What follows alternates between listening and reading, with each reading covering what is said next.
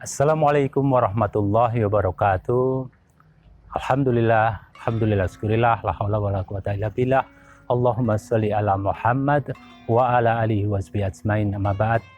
Pemirsa yang berbahagia, alhamdulillah, puji syukur kita panjatkan kehadirat Allah Subhanahu wa taala yang mana sampai detik ini kita masih berkelimpahan rahmat dan nikmat Allah sehingga kita bisa bertemu dengan sebuah bulan mulia, yaitu bulan Ramadan yang selalu kita impikan.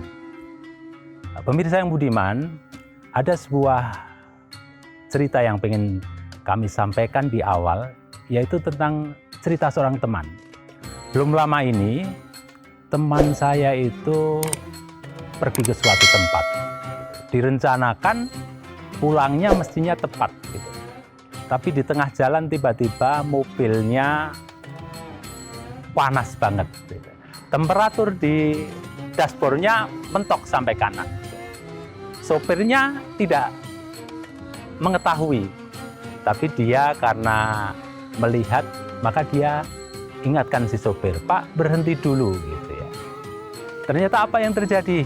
Para pemirsa, benar, kapnya dibuka, asap itu mengepul di mesinnya. Gitu.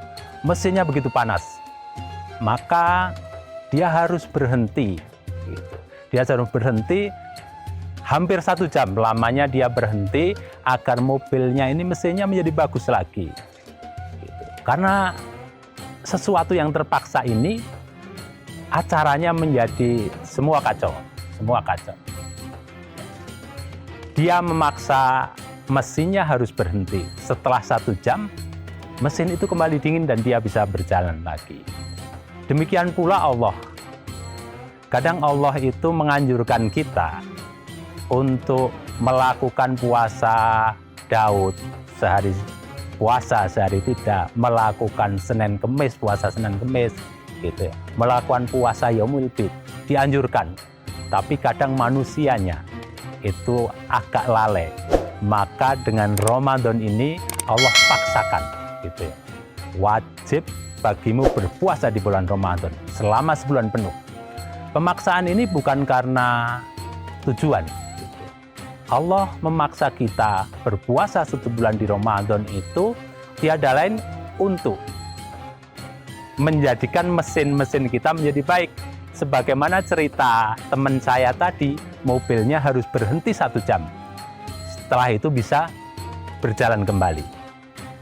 Allah berharap dengan Ramadan 1 bulan penuh, mesin-mesin kita menjadi bagus lagi, berfungsi kembali dengan bagus.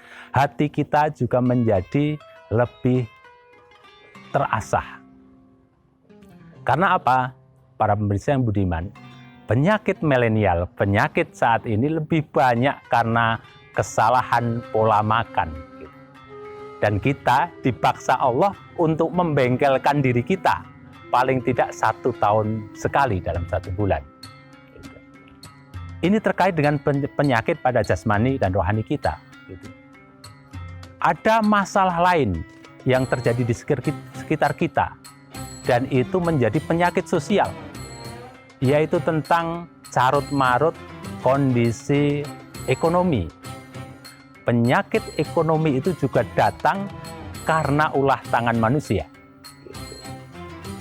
Manusia yang seharusnya dianjurkan oleh Allah untuk senantiasa berbagi, karena di dalam hartanya itu ada harta bagian saudaranya, kadang enggan untuk memberikannya. Sehingga sesuatu yang harusnya keluar dalam proses tubuh kita, mestinya keluar tidak keluar, itu menjadi sebuah penyakit. Bisa penyakit karena kita menahan kencing, mungkin ada organ dalam kita yang menjadi kurang bagus. Gitu ya. Mestinya sesuatu keringat keluar, badan kita menjadi sehat, tidak keluar, kita menjadi kurang fit. Demikian juga dengan harta kita. Di dalam harta kita ada bagian saudara-saudara kita. Di dalam harta kita ada bagian saudara kita yang miskin. Kalau itu tidak keluar, bisa jadi itu menjadi penyakit kepada tatanan ekonomi kita secara pribadi maupun tatanan ekonomi secara bernegara. Di dalam Islam, perintah zakat disebut dalam Al-Quran ada 30 kali. 28 lainnya disebut berbarengan dengan perintah sholat. Ini artinya menandakan zakat itu sesuatu yang tidak terpisah dari sebuah kewajiban sholat. Untuk itu, kepada kaum muslimin yang berbahagia, kewajiban tentang mengeluarkan zakat ini setara dengan kewajiban melaksanakan sholat. Karena apa? Jika kita tidak melakukan dengan baik, sebagaimana tadi kita sampaikan di muka, harta yang harusnya keluar kok tidak mengalir, tidak keluar dari milik kita, bisa jadi potensi menimbulkan penyakit-penyakit yang ada dalam diri kita, pada keluarga kita, pada cash flow keuangan kita. Gitu. Jamaah yang berbahagia, yang budiman, tentang zakat, tentang infak dan sodakoh. Ini sebagaimana Imam Ali menyebutkan, al-haqqu bila nidomin taklibul haqqu bin domin. Kebaikan yang tidak diorganisasi dengan baik itu mudah terkalahkan oleh kebatilan yang diorganisasi dengan baik. Di dalam perintah zakat, infak, sedekah, maka sudah seharusnya kita melakukannya dalam sebuah organisasi yang baik. Apalagi di dalam Islam, perintah zakat ini dikaitkan dengan sebuah manajemen organisasi yang menjadi EO, yaitu amil. Maka zakat tidak bisa ditunaikan tanpa melalui amil. Amilah ini yang akan menjadi sebuah organizer pengelolaan sebuah zakat yang diharap sebagaimana tujuan zakat untuk menjadikan orang-orang yang lemah itu menjadi kuat secara ekonomi. Di dalam amil akan ditata, gitu ya. Ditata bagaimana zakat itu dikelola dan disalurkan dengan baik. Maka tidak ada ceritanya di mana seseorang mengeluarkan zakat tanpa melalui amil. Karena itu bisa disinyalir menjadikan kita terkena penyakit hati. Bagaimana tidak kalau kita memberikan zakat kita langsung kepada seseorang. Sementara orang yang diberi itu suatu saat bertemu dengan kita, dia lupa menyapa kita, maka mungkin penyakit hati kita timbul. Dia yang kita beri, kenapa tidak niteni bahasa Jawanya kepada orang yang memberi. Dengan memberikan zakat kita, infak kita, sedekah kita melalui amil, ini insya Allah akan lebih menjaga niat kita.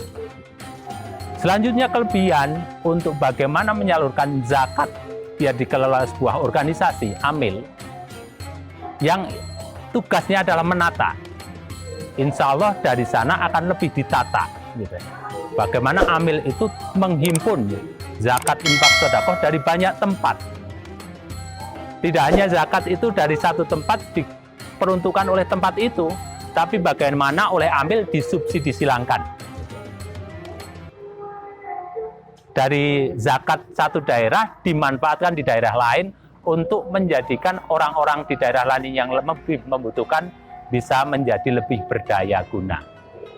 Untuk itu, jangan lupakan kita membayar zakat, terutama di bulan Ramadan ini yang berkelimpahan berkah, gitu ya, kepada lembaga amil yang sudah mendapat payung hukum. Sekali lagi, kepada lembaga amil yang sudah mendapat payung hukum.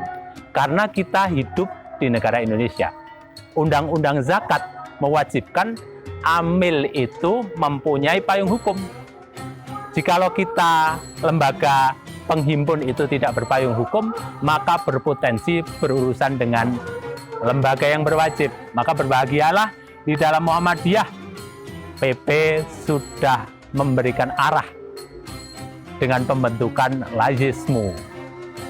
Layismu ini akan menjadi payung untuk semua penghimpunan zakat, infak, sedekah untuk pergerakan membesarkan persarakatan ini dan juga membangun negara tercinta ini. Begitu yang kami bisa sampaikan. Mohon maaf atas segala khilaf.